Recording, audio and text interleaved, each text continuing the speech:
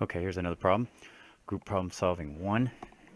And this one is you have a free rolling ramp, has a mass of 40 kilograms, and a 10 kilogram crate slides from rest at A, 3.5 meters down the ramp to B. Assume the ramp is smooth and neglect the mass of the wheels. Okay, so this basically tells us it's frictionless and it's free rolling. It's free rolling ramp, so that's no friction on the wheels either. Okay. Okay. So what we're going to look for is the ramp speed when the crate reaches B. So the ramp speed off to the left. Okay. So I'll just walk you through the approach the author took, and we'll think about it initially and how this plan works out. Okay. So three equations. We're going to use a energy conservation equation, conservation of linear momentum. This makes sense since this is the conservation of linear momentum section, and the relative velocity equation. Okay. So the first one is thinking about it in terms of energy conservation. So using the energy conservation equation, which is just essentially, whatever initial potential energy plus kinetic energy is equal to whatever um, final kinetic energy and final potential energy is, right? So it's a conservation of energy, so the energy doesn't change. Okay. Well, if you look at the problem and think about what you have initially you have no kinetic energy. You just have both of these are at rest, and this creates up at a certain position. It slides down. As it slides down, what happens is you get down to B, and if we make this our datum level, our datum point here, that when it gets to B, you're not going to have any potential energy. It's going to be converted all the way over to kinetic energy. So you're going to have kinetic energy of the crate and kinetic energy of the ramp moving off to the left. So you have, but whatever initial potential energy is equal to the kinetic energy of the crate sliding down and the ramp moving off to the left. Okay. Now when we do that, we apply the energy conservation equation. What you'll recognize is that there's two unknowns, right? It'll be like we don't know what the velocity of the crate is going down, and we don't know what the velocity of the ramp is going off to the left. So we have to come up with something else that actually um, we can use to help us solve that. Okay. And if we look at the conservation of linear momentum, what it basically says is, whatever initial momentum you have is going to equal to whatever final momentum there is, meaning that whatever momentum we have for the crate and the ramp, starting with whatever momentum there is, which is zero because there's no velocity associated with either one, is going to equal to the final linear momentum, which is this is moving off to the left has momentum, and this is moving sliding down the ramp. It has momentum when it reaches this point B, right? And this has velocity to the left when that reaches point B, okay? So we can also use that equation to help us out, right? But with that equation, of course, we have the components. We have, momentum along x and along y. So this would give us an equation that represents the x component of this, and this is all x. Of course, this is in this direction, it's all x. So we have some x component related to this momentum and an x component going off to the left, okay? So this one, the conservation of linear momentum, gives us the x component of the crate's velocity, okay? So that's part of the way, because remember this equation, what we said with the energy conservation equation, we knew we needed to know the velocity of the crate and the ramp, right? Or at least we needed to know the crate and the ramp velocities were the two unknowns. We need to have the crate velocity in order for us to solve this, right? Okay. So we use this. We can use the conservation of linear momentum. It gives us the x component of the velocity. And what we really need to come up with, we need to come up with both also the y component. All right.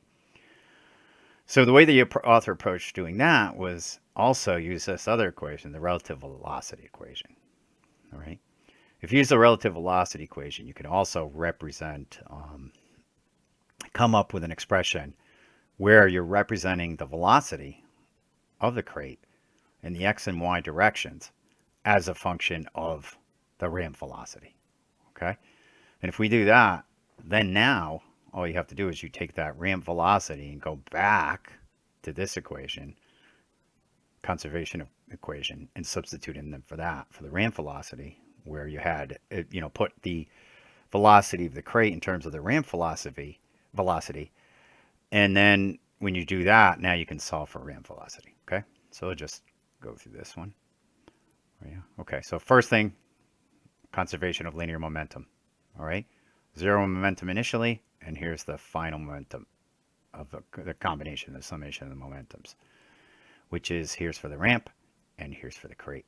Okay, so representing the x component equal to 4 times VR, and that's essentially what it is. Okay, the next thing is coming up with the relative velocity equation, which just says, VC is equal to the velocity of this plus the velocity c relative to r.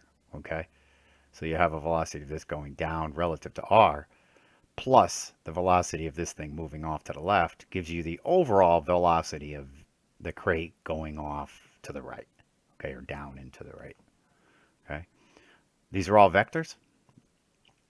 So here's the vector for VC, here is for VR, and here is for VC relative R. So you could take the two components.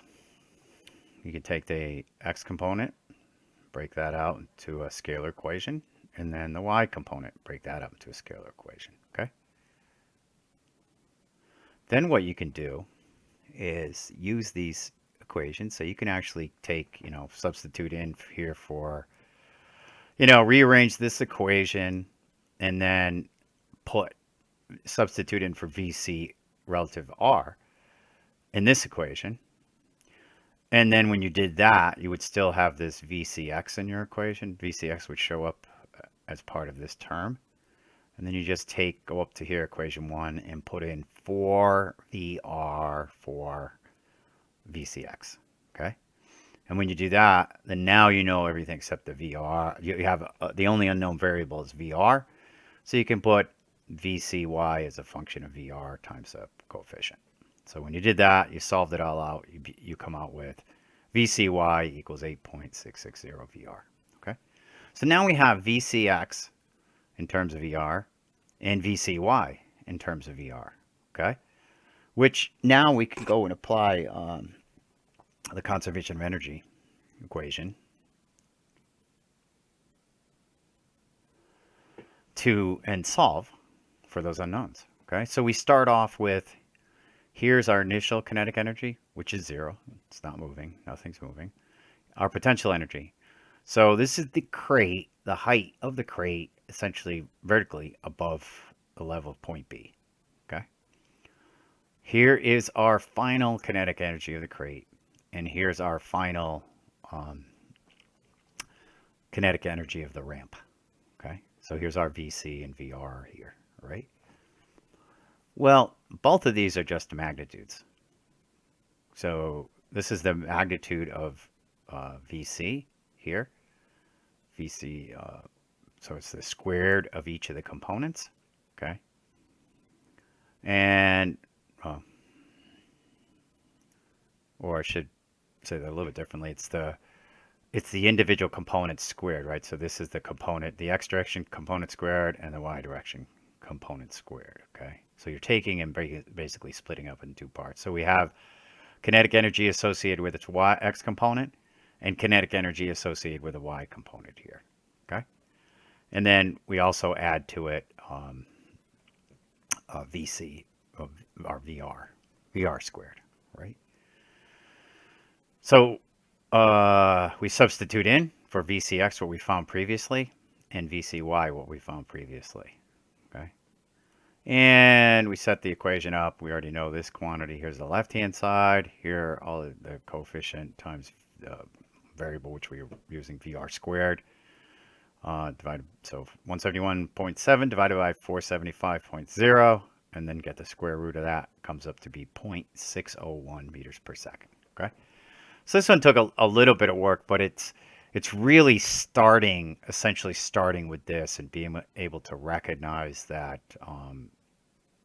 this is the equation you need to use. I think if you started with the linear momentum equation, you would have seen that it didn't give you enough information, right? So you need to go with you need to find some additional equations to support this, and really it gets down to the x and y components to set that up. At least this is one of the approaches.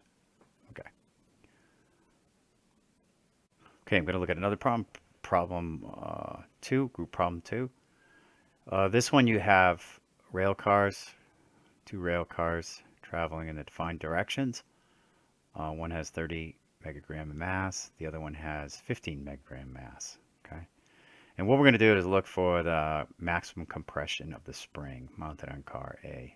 Okay, so we have some tools that we could use. One of them is law of conservation of energy, or the equation of conservation of energy in this case, which says whatever initial energy associated with the system must be equal to whatever final energy associated with it. Okay, and the two places we could define it, we could say that when they first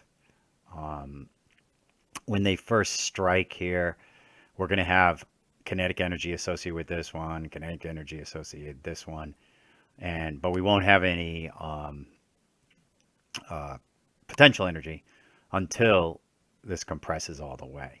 Okay, so this kinetic energy and this kinetic energy added together, there's no potential energy initially, is going to equal to how much the spring is compressed and the final kinetic energy of both cars together. Okay, so what happens here is it strikes here the spring, the two come together as it gets, they're coming together, and you have like one mass associated with it, and they come together and this gets compressed, and of course something may happen afterwards, but we only care about when it's compressed at a maximum. Okay, so there's some final kinetic energy associated with the two cars together. Okay, and then there's compression of the spring. So if we use the law of conservation of energy, or the equation of conservation of energy, what we will find is we have two unknowns. We don't know what the velocity is of these two coming together, and we don't know what the compression is. Okay, so we need another tool to help us out, or another equation to help us out. So what we could do is we can use the conservation of linear momentum to help. So we have some momentum associated with this one, some momentum associated with this one, and at the start, when they first come together, and then after it compresses the spring in all the way, we have some momentum associated with the combination of the two.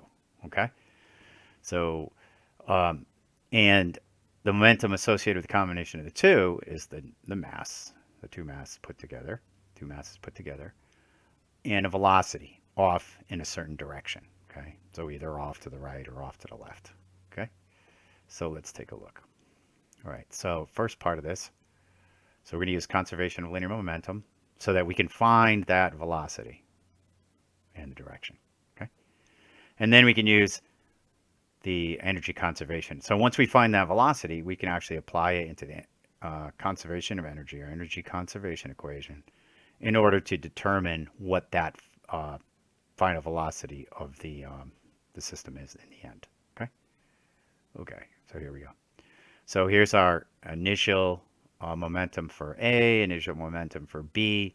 It's going to equal to some final momentum of the two added together off in a certain direction. Okay. First part here is just converting them over to meters per second, VB1 and VA1, both over to meters per second. And then we can use this to solve for what V2 is. So you end up with V2 is positive and off to the right. Okay. All right. So then we can use the law of conservation of energy, or conservation of energy equation, to do that, to solve for the compression. Okay. So here's our initial kinetic energy of the system and our initial potential energy. And in this case, this is zero, which has been defined here as zero. And here's the energy of one car, and here's the energy of the other car. Okay, railroad car.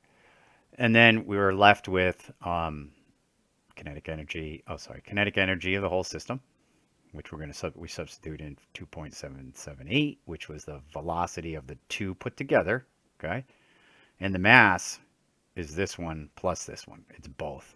All right, plus the compression. Right, the energy stored in the spring. All right, so this is half. Here's my K of the spring times the displacement squared, right? Because it was originally unstretched. All right, so if you go through this, you solve for um, the maximum compression of this, you find it's going to be 481 millimeters. All right, and that's it. Okay, so two parts to this problem. You know, it's just depending upon the unknowns that you need to find. So far, we've looked at a few different problems. We've applied conservation of energy, conservation of linear momentum, and the relative velocity equation to solve them. And that's it for this problem.